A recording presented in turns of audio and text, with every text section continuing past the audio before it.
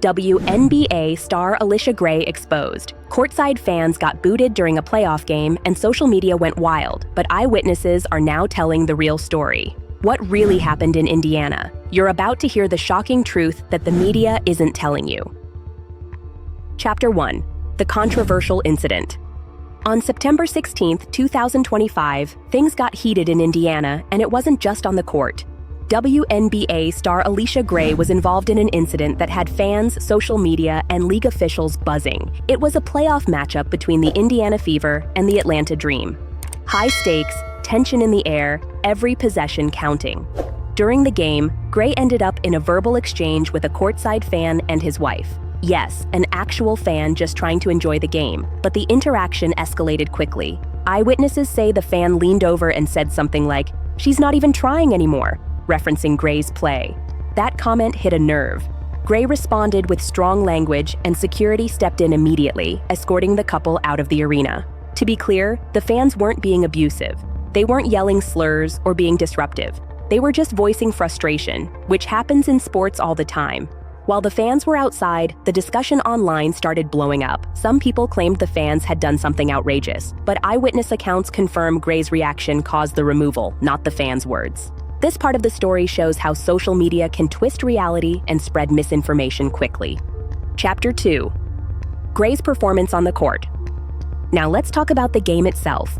Gray wasn't having her best night. Reports and eyewitnesses describe moments where she seemed distracted, even lying on the court during key plays while her teammates were trying to hold things together.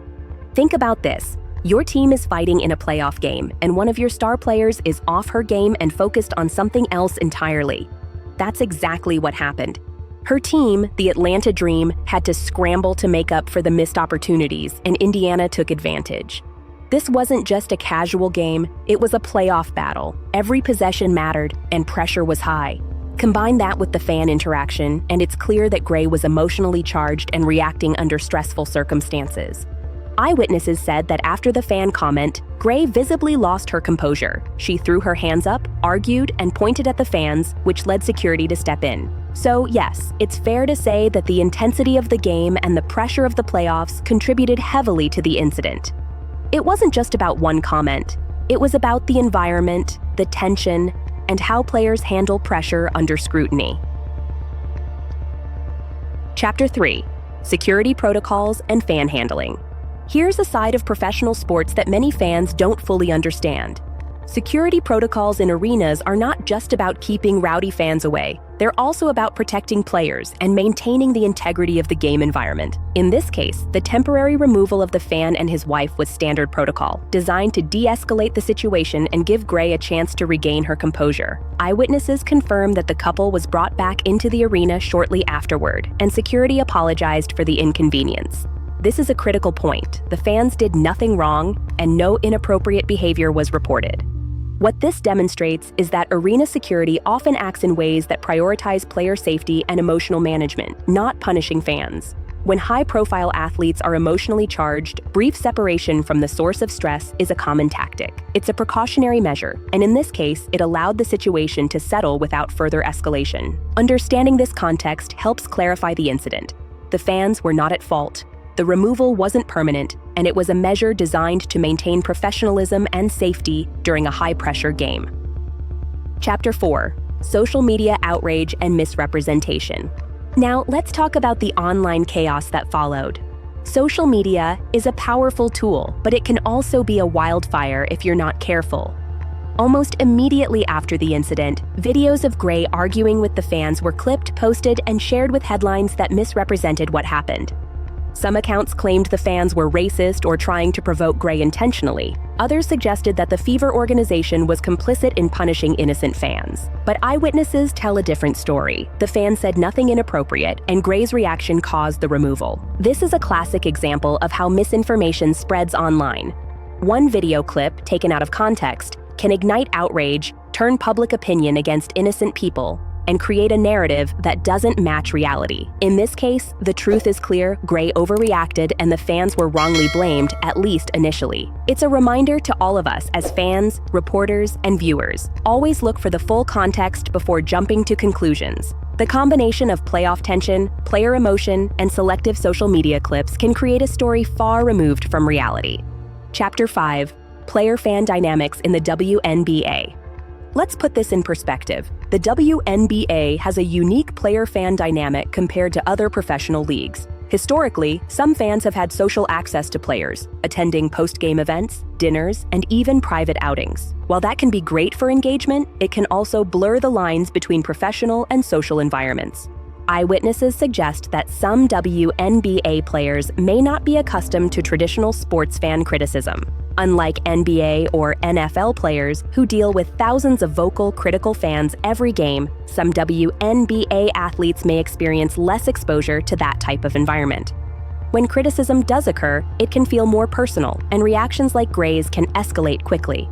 This dynamic explains a lot about why this incident happened. It wasn't malicious intent from the fans. It was a clash between a player unaccustomed to direct criticism and fans doing what sports fans naturally do: voice opinions and express frustration during a live game.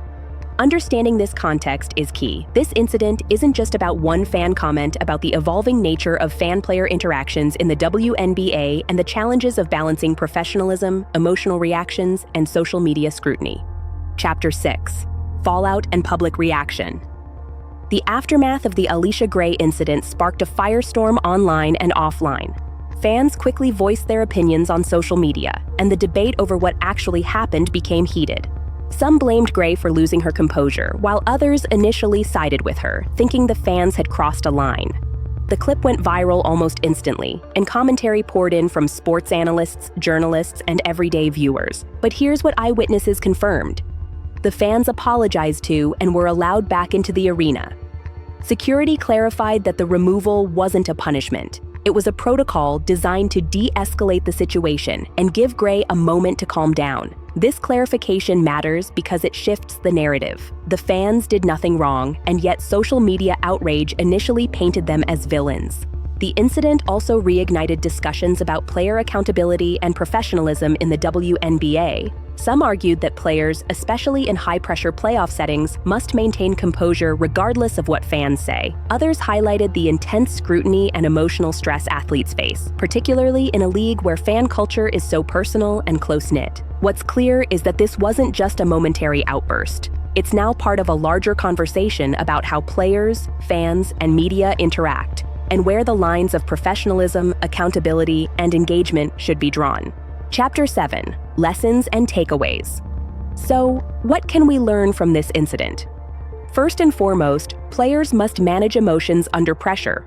Playoffs are high stakes, tensions run high, and every move is under a microscope.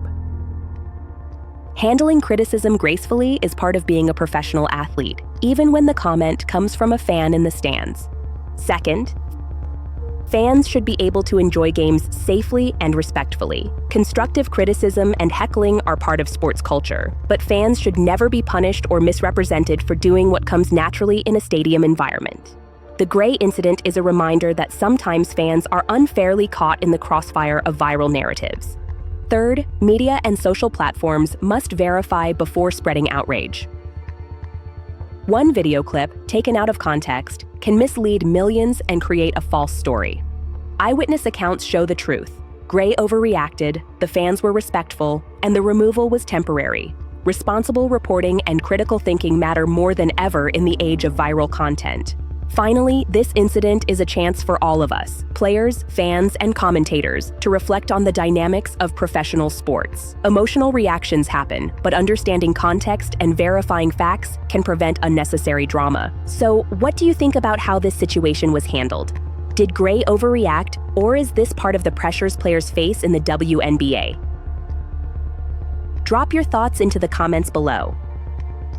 And don't forget to like, subscribe, and turn on notifications so you never miss a breakdown of the WNBA's real stories behind the highlights.